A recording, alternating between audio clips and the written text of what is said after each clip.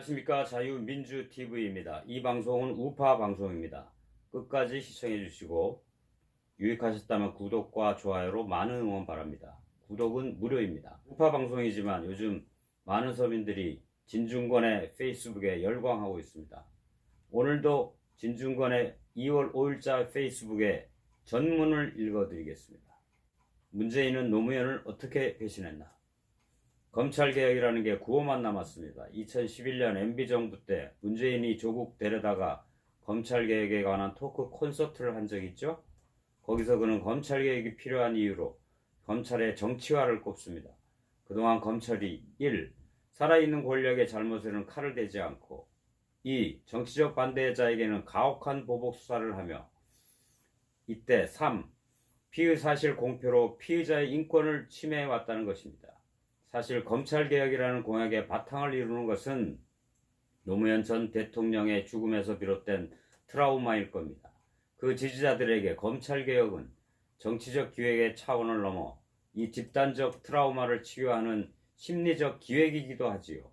그 어떤 사안보다도 강렬한 정서적 부하가 걸려 있다 보니 논의 자체가 로고스, 이성보다는 파토스, 격정에 좌우되어 온 느낌입니다. 자, 당시 문재인 자신이 제시했던 검찰개혁의 명분들을 하나씩 살펴봅시다. 첫째, 살아있는 권력에 칼을 대지 않는다. 자, 지금 살아있는 권력에 손을 못 대게 하는 게 누구죠? 검찰이 아니라 문재인 정부입니다. 수사도 못하게 하고 기소도 못하게 하고 심지어 공개하게 되어 있는 공소장까지 공개 못하게 막습니다. 수사하던 검찰은 좌천시켰고 수사팀은 해체시켰습니다. 2. 정치적 반대자에게 가혹한 수사를 한다?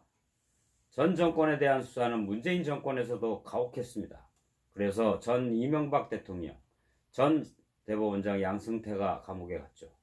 둘은 죄가 있어서 그랬다 칩시다. 사법농단으로 기소됐던 유해용 연구관, 쿠데타 문건 기무사 장교들, 채용비리 최경환 권성동 김성태 의원 모두 무죄 판결을 받았습니다. 이들에 대해서는 왜 검찰이 무리한 수사를 했다고 비난하지 않죠? 셋째, 피의사실 공표로 피해자 인권을 침해했다? 이 정권 아래서도 피의사실 공표는 버젓이 이루어져 왔습니다. 위에 언급한 모든 사건에서 피의사실은 물론이고 그때그때 세세한 수사 상황까지 모두 언론을 통해서 공개됐습니다. 그때 여기에 이의를 제기한 문파 좀비 한 개차라도 있었던가요? 조국 정경심이 조사받기 전까지는 문재인 정권 하에서 피의사실 공표가 제약을 받은 적은 한 번도 없었습니다. 이렇게 문재인 정권은 검찰개혁의 명분 세 가지를 모조리 배반했습니다. 이게 개혁인가요? 죽은 권력에는 날카로운 칼을 대고 피의사실도 공표했지만 산 권력에는 제대로 칼을 들이댈 수 없었습니다. 입으로는 검찰개혁한다고 떠들면서 몸으로는 자신들이 내세운 명분들을 빠짐없이 배반해온 것이 문재인 정권입니다. 이게 과연 노무현 대통령이 원하던 세상일까요? 노무현 대통령의 꿈을 이루고 그의 한을 푼다는 명분으로 이들이 무슨 짓을 했을까요? 실제로는 참여정부에서 도입한 제도나 성취를 아무것도 없는 것으로 되돌리는 일만 골라서 해왔습니다. 예를 들어 봅시다. 법무부 장관이 검사의 보직을 제청할 때 검찰총장의 의견을 청취한다는 규정, 검찰청법 제34조 1항은 참여정부 때 명문화한 조항인데 추미애 장관이 일방적으로 무력화시켜버렸습니다. 또 국회 요청에 따라 중요한 사건의 공소장을 국회에 제출하도록 한 국회 증언감정법의 규정, 이는 국민의 알 권리 보장을 위해 참여정부 시절에 도입되었던 것입니다. 참여정부 사법개혁의 대표적 업적으로 꼽혀왔던 조항입니다. 그런데 이 조항 역시 추미애 장관이 독단적으로 무시해버렸습니다. 참모들이 반대하는데도 내가 책임을 지겠다며 비공개 방침을 밀어붙였다고 합니다. 참여정부의 업적은 수직적 커뮤니케이션을 네트워크의 수평적 커뮤니케이션으로 바꾸어 놓은 데 있습니다. 대통령이 계급장 떼고 평검사들과 맞짱 토론도 벌였었지요.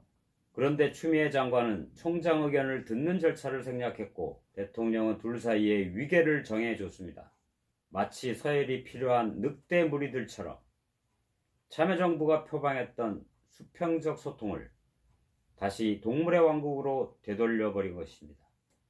노무현 정부가 참여정부를 표방했던 것은 수평적 소통으로 연결된 시민들의 참여 위에 서 있는 정부가 되고 싶었기 때문이었겠죠.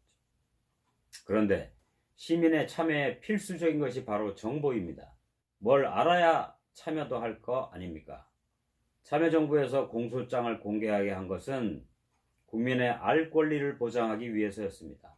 그런데 문재인 정권은 노무현 정권이 국민에게 준 그 권리를 다시 빼앗았습니다. 왜 그랬을까요? 당연히 국민의 참여를 막기 위해서입니다. 추미애가 공개를 거부한 그것은 다가올 총선에서 유권자들이 특정 정당을 지지할지 혹은 심판할지 결정하는데 꼭 필요한 정보입니다. 그래서 저렇게 기를 쓰고 정권에서 공개를 막는 것입니다. 노 대통령은 민주주의가 깨어있는 시민의 참여로만 가능하다고 했죠. 깨시민. 그런데 문재인 정권은 그 깨어있는 시민을 두려워하고 있습니다. 문재인 지지자들을 보세요. 선동가들이 프로그래밍한 매트릭스에 갇혀 잠을 자고 있죠. 자기들이 깨어있다고 잠꼬대하다가 권력이 신호를 주면 몽유병이 걸린 듯 잠결에 우르르 서초동으로 몰려가죠. 저게 노무현 대통령이 말한 깨어있는 시민의 모습입니까? 대가리가 깨져도 문재인이라고 되뇌는 좀비들. 이 정권은 대통령이 양념이라 부르는 이 좀비들의 폭력적 행동 위에 서 있습니다. 문재인은 노무현이 아닙니다. 두 분은 애초에 지적 수준과 윤리적 지반이 다릅니다. 문재인 정권은 노무현 정권이 아닙니다. 노무현 정권을 계승한 정권이라 할 수도 없습니다. 두 정권은 아예 차원이 다릅니다. 철학과 이념이 서로 상반됩니다. 문재인은 노무현을 배반했습니다. 문재인 정권은 노무현 정신을 배반했습니다. 철저히, 아주 철저히 끝까지 시청해 주셔서 감사합니다.